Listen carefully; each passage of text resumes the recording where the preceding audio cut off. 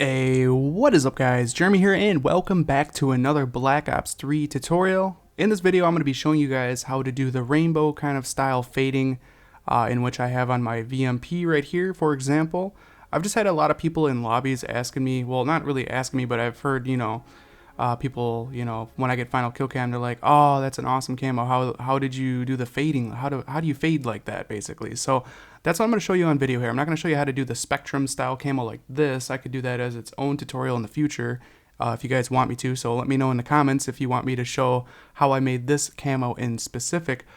But like I said in this video, I'm just going to show you how to do the simple kind of rainbow fading effect, how it goes from red to yellow to green to baby blue to purple and pink, so on and so forth. So we're going to go ahead and exit out of here. We're going to go into Paint Shop, and I'm going to do it on the Kuda just because I feel like it'd be a good gun to demonstrate this on.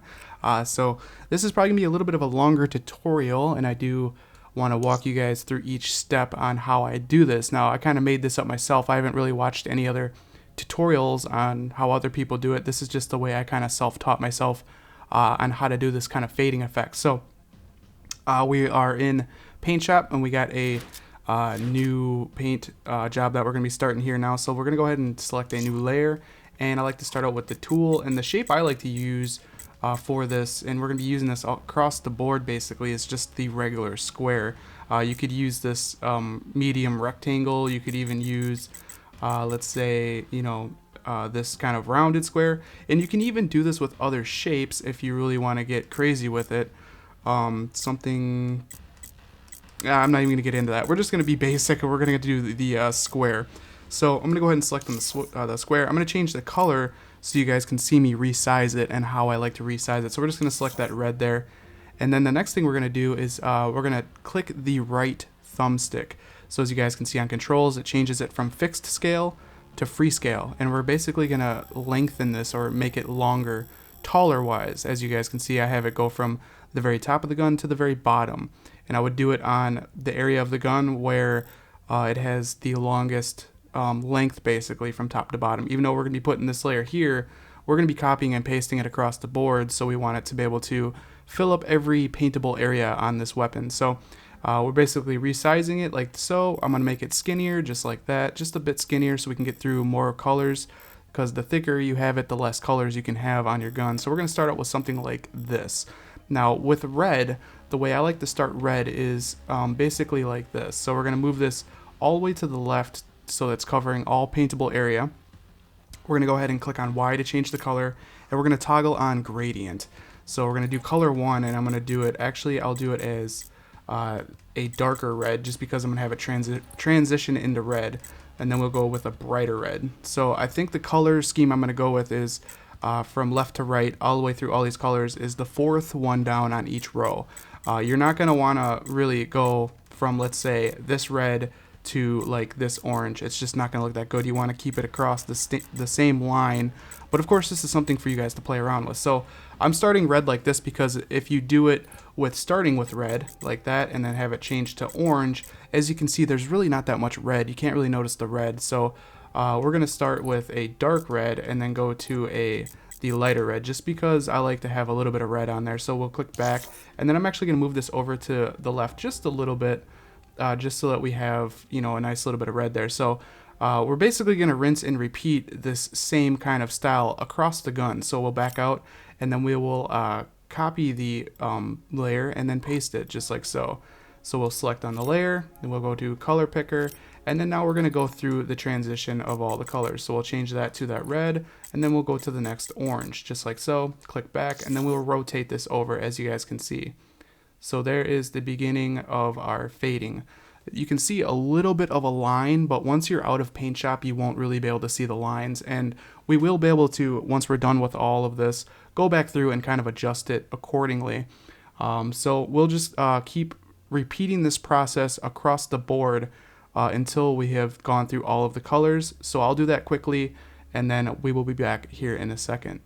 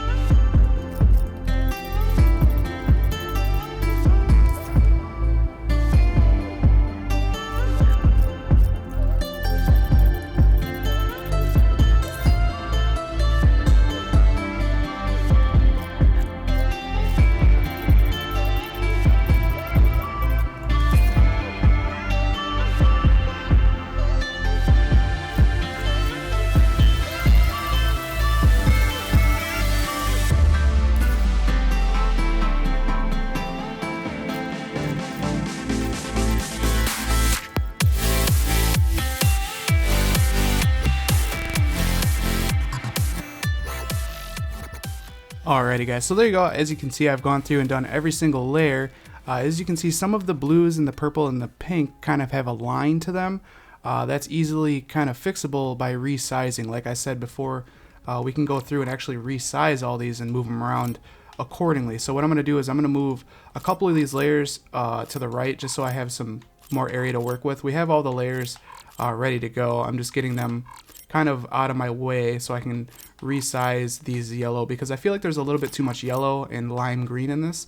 So that's why I'm just getting these out of the way to go ahead and make them a bit smaller. So with this yellow one here, what I'm going to do is move it, and I'm going to take the second one and I'm going to actually make it wider. As you guys can see, I'm resizing it to make it wider, and then we'll move it back into position ever so slightly, just like so. Then we'll move back to this yellow, and I'm going to go ahead and make it skinnier.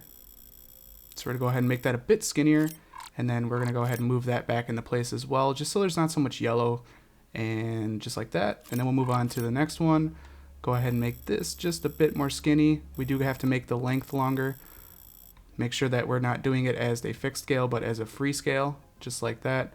So as you can see, we have really made the yellow area a bit skinnier, which in my opinion is going to look better, because I want to make the blue, the baby blue, regular blue, and then the pink and purple kind of area a bit wider, because I think that looks really good. So we're just going to go ahead and resize it. Of course, this is going to be for you guys to play around with to really get it to look the way you want it to look. I think you guys understand the kind of the basic idea of what's happening here.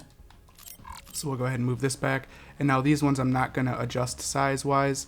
So there we go. And then once I get into these the next blue set, I'm going to actually make them a bit wider. So we're going to go ahead and make sure we're doing it as a free scale and make that wider, just like so.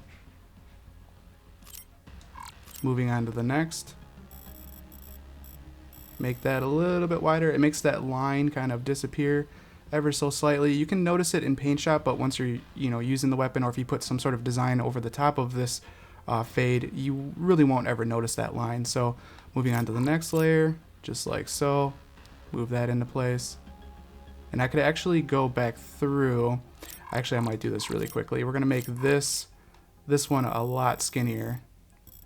There we go. I think that'll look much better. So let's go back to the next layer, just like so. Go ahead and move that into place. Go to the next, and I'm going to make this a bit wider, just like so. Basically, the wider I think you make them, the less noticeable the line is going to be that's in it. So we'll go ahead and make this just a slightly bit wider, and then we'll move this last little pink to cover it all. So that's basically what you're going to want to do this kind of fading effect within Paint Shop. Now I know it doesn't look, perfect, just because we are zoomed way in on this gun, and you can kind of see the lines on it. But of course, like if we were to go through and add some sort of design over the top of it, I'm just doing this for example. Let's say something like this. So we can just like basically blow this up just to give ourselves something to kind of put over the top of it.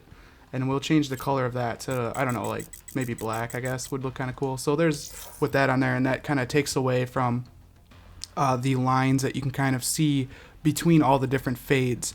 Now the reason why that you can see the lines is because these layers and the transition from color to color is pretty skinny, being able to go through this full spectrum of all the colors. If you wanted to go from just, let's say, red to yellow in this same area, it would be a much cleaner looking fade. And of course, if you want to angle this so it's not from a fade from left to right, let's say it's from like upper left to lower right, kind of an angle down the gun, you basically just go through and match all the angles for each layer and work your way through the fade that way. It's pretty straightforward. And that's really all that I'm going to do for this tutorial. I just wanted to show you guys how I do kind of some cool looking fade effects on my weapons within Black Ops 3, and this is kind of how I like to do the rainbow fade effect, which I think looks really, really cool. So I hope this tutorial helped you guys out a bit.